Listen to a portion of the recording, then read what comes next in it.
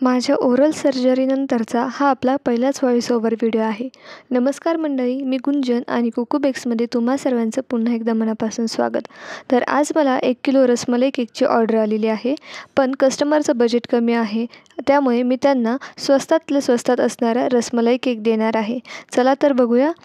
तर इथं मी 1 किलोचा व्हॅनिला स्पंज 3 लेअरमध्ये कट करून घेतलेला आहे. त्याला आता आपण शुगर सिरपने सोक करून घेणार आहोत. त्यानंतर येलो कलरच्या क्रीमने मी याला आयसिंग करून घेणार आहे.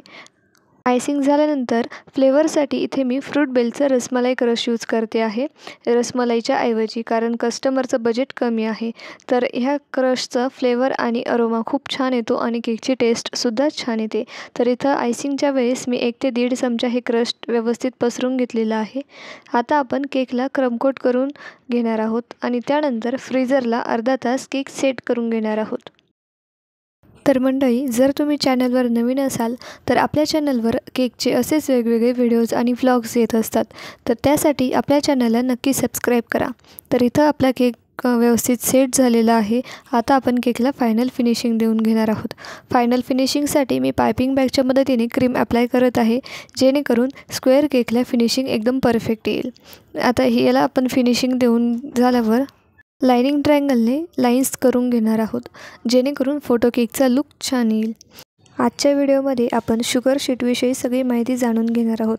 तर शुगर प्रिंट किंवा शुगर शीट ही तुम्हाला कोणत्याही केक मटेरियलच्या शॉपमध्ये इझिली अवेलेबल होईल. तर कस्टमरने इथं मला जो फोटो दिला होता तो मी त्यावर प्रिंट करून घेतलेला आहे. तुम्हालाही केक मटेरियल शॉपवाले हे असा फोटो प्रिंट करून देतील, त्यामुळे तुम्हाला जो फोटो हवा असेल तुम्ही त्यावर तो प्रिंट करू शकता. तर या शुगर शीटच्या मागे एक प्लास्टिकचा पेपर येतो, तो आपल्याला रिमूव्ह करावा लागतो. तर इथं तुम्ही बघू शकता की मी शुगर शीट आणि प्लास्टिक पेपर दोन्ही सेपरेट केलेले आहे. आता मला हा केक लगेच द्यायचा होता, त्यामुळे मी शुगर प्रिंट केकवर लगेच ॲप्लाय केलेली आहे. जर तुम्हाला केक द्यायला टाईम असेल तर तुम्ही केक द्यायच्या अर्धा तास आधी शुगर प्रिंट केकवर ॲप्लाय करायची आहे आणि त्यानंतर उरलेल्या भागात आपल्याला डिझाईन करून घ्यायची आहे. आता ही शुगर प्रिंट जेव्हा तुम्ही आणता तेव्हा तिला तुम्ही 2 महिने कमीत कमी स्टोअर करून ठेवू शकता. पण ही शुगर प्रिंट आपल्याला एका एअरटाईट बॅगमध्ये, एका वहीमध्ये किंवा फाईलमध्ये स्टोअर करायची आहे, जेणेकरून तिला फोल्ड पडणार नाही किंवा घड्या पडणार नाही आणि ती डॅमेज होणार नाही. त्यानंतर ही ओपन केल्यानंतर जेव्हा तुम्ही केकला ॲप्लाय करतात त्यानंतर कमीत कमी 3 तासाच्या आत आपल्याला हा केक कट करायचा आहे आणि खायचा आहे. कारण 3 तासानंतर ही शुगर प्रिंट किंवा त्यावरची जे प्रिंट तुम्ही फोटो वगैरे केलेला आहे तो ब्लर व्हायला सुरुवात. या शुगर प्रिंटची किंमत आता वेगवेगळ्या ठिकाणी वेगवेगळे चार्जेस असतात, पण आपल्याकडे ही 110 रुपयापासून सुरुवात आहे ते 180, 230 असे याचे वेगवेगळे रेट असतात. म्हणजे साईजनुसार याचे केक रेट वेगवेगळे होतात. आणि ह्या केकचा प्राईस मी 750 रुपये इतकी घेतलेली आहे. तर आजचा हा व्हिडिओ तुम्हाला कसा वाटला ते कमेंटमध्ये मला नक्की सांगा.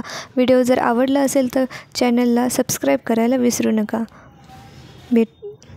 आता केकच्या उरलेल्या भागात मी N1 नोझलने डिझाईन करून घेतलेले आहे आणि उरलेल्या भागात आपल्याला बदाम पिस्ताचे स्लाईस अप्लाय करायचे आहे, जेणेकरून त्याला रसमलाई केकचा फील येईल. तर आजचा हा केक तुम्हाला कसा वाटला ते कमेंटमध्ये मला नक्की सांगा. आणि व्हिडिओ जर आवडला असेल तर व्हिडिओला लाईक करा, शेअर करा आणि चॅनलवर नवीन असाल तर चॅनलला सबस्क्राईब करायला विसरू नका. भेटूयात पुढच्या व्हिडिओमध्ये.